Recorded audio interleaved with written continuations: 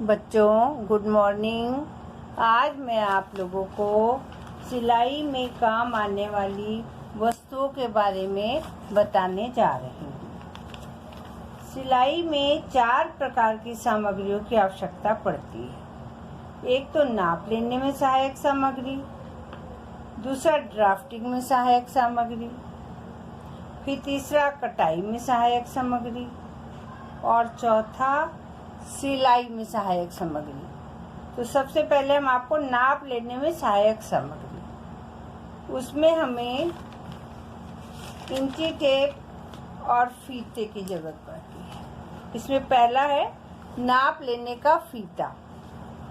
नाप लेने के फीते को साधारणतः इंची टेप कहा जाता है। इंची टेप 1.5 मीटर लंबा होता है और इसकी 2 सतह होती है।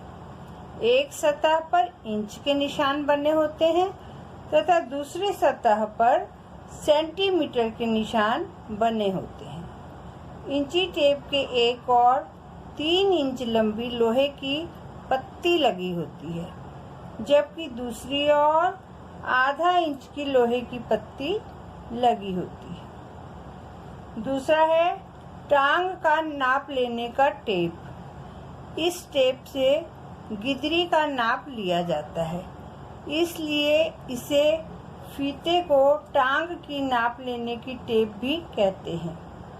यह लकड़ी की बनी होती है। इस फीते का एक सिरा अर्ध चंद्रमा के समान तथा दूसरा सिरा स्टिक जैसा होता है। यह आवश्यक नहीं है कि यह सभी टेलरों के पास हो। बाकी लोग इंची टेप को घुमाकर भी गिदरी का नाप ले लेते हैं। इसके बाद है मीटर। यह 1 मीटर लंबी लोहे की छड़ को ही मीटर कहा जाता है। इस छड़ का प्रयोग दुकानदार अधिक करते हैं क्योंकि उससे कपड़ा नापने में आसानी रहती है। पहले मीटर के स्थान पर गज का प्रचलन था और वो 36 इंच का होता था, परंतु अब 1 मीटर लंबाई से कपड़ा नापा जाता है। यह 39.5 इंच होता है, यानी 40 इंच भी हो सकता है, और 100 सेंटीमीटर का 1 मीटर होता है। अब आपको है कपड़े पर ड्राफ्ट बनाने के लिए जो जो सामानों की आवश्यकता है उसके बारे में बता रहे हैं। गुनिया, इसको लोहे का स्क्वायर या एल शेप का पैमाना कहते हैं। यह पैमाना लोहे का बना होने के कारण इसे आयरन स्क्वायर भी कहा जाता है। इसका प्रयोग ड्राफ्टिंग बनाने के लिए किया जाता है।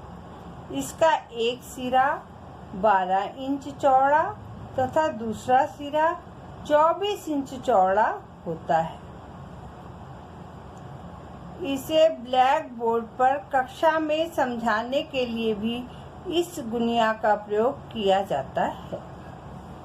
लकड़ी का स्क्वायर, यह लोहे के स्क्वायर की तरह लकड़ी का बना होता है।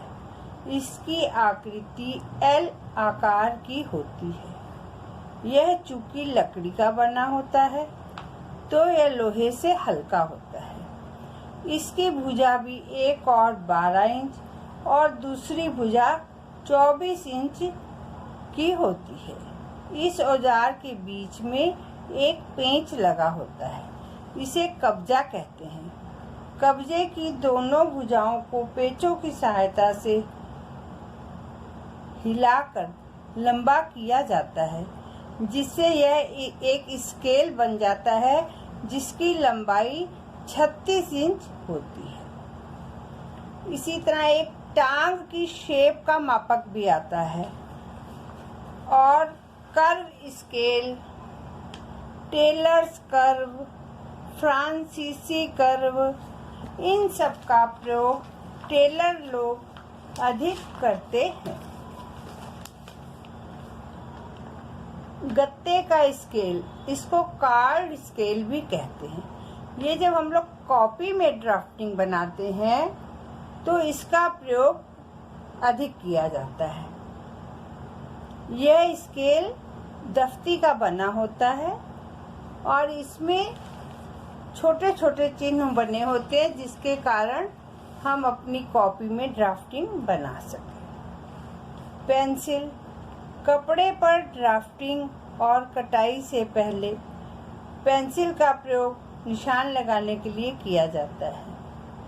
यह पेंसिल दो प्रकार की होती है, हार्ड तथा सॉफ्ट। निशान बनाने के लिए काले, नीले तथा लाल रंग की पेंसिल का प्रयोग किया जाता है। टेलर्स चॉक, कहीं कहीं चाक को खड़िया भी कहते हैं। यह चौकोर या तिकोने शक्ल में होती है। इसका प्रयोग कपड़ों पर निशान लगाने के लिए किया जाता है। चाक कई रंगों में पाया जाता है। इस चाक में चीनी मिट्टी का प्रयोग किया जाता है। इस चाक को मिल्टन चौक भी कहते हैं। प्रकार का प्रयोग गोलाइयां डालने के लिए किया जाता है। प्रकार लोहे का बना होता है। इस प्रकार में दो भाग होते हैं, एक नुकीला होता है जबकि दूसरे स्क्रू में पेंसिल को कस दिया जाता है। रबड़, ड्राफ्ट बनाते समय यदि कोई गलती हो जाए तो इसलिए रबड़ की सहायता भी लेनी पड़ती है। ड्राफ्टिंग कागज, यह खाकी रंग का बांस का पेपर होता है। इस कागज पर उसी रंग की धारी भी होती है। इन कागजों को लंबी धारी का, चौड़ी धारी का कागज या बांस का कागज कहा जाता है। बड़े पैटर्न बनाने के लिए लंबी धारी वाले बांस पेपरों को खरीदना चाहिए और बांस पेपर पर हम लोग बच्चों को पहले ड्राफ्टिंग सिखाते हैं, फिर वह लोग उसको रख करके कपड़े पर निशान लगाते हैं। ड्राफ्टिंग मेज, ड्राफ्टिंग के लिए छोटी तथा बड़ी दोनों मेजों का प्रयोग किया जाता है।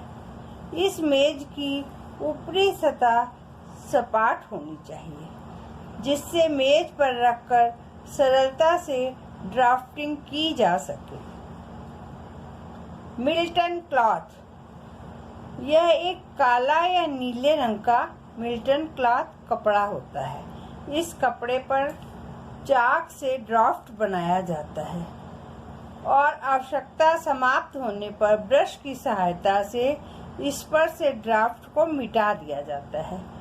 यानी बच्चों को सिखा के प्रैक्टिस कराने के लिए इस मिल्टन क्लॉथ का प्रयोग किया जाता है। ड्राफ्टिंग फाइल, सिलाई कला सीखने वालों को ड्राफ्टिंग फाइल भी रखनी चाहिए। ड्राफ्टिंग कटिंग के अतिरिक्त अन्य प्रमुख बातें भी इस फाइल में लिखनी चाहिए क्योंकि भविष्य में यह फाइल आपके बहुत काम आती है। तो बच्चों, आज मैंने आप लोगों को नाप लेने की सहायक सामग्री, ड्राफ्टिंग में सहायक सामग्री और कटिंग से सहायक सामग्री में बताया। कल आप लोगों को सिलाई में क्या क्या सहायक सामग्री का उपयोग होता है उसके बारे में बताऊंगी।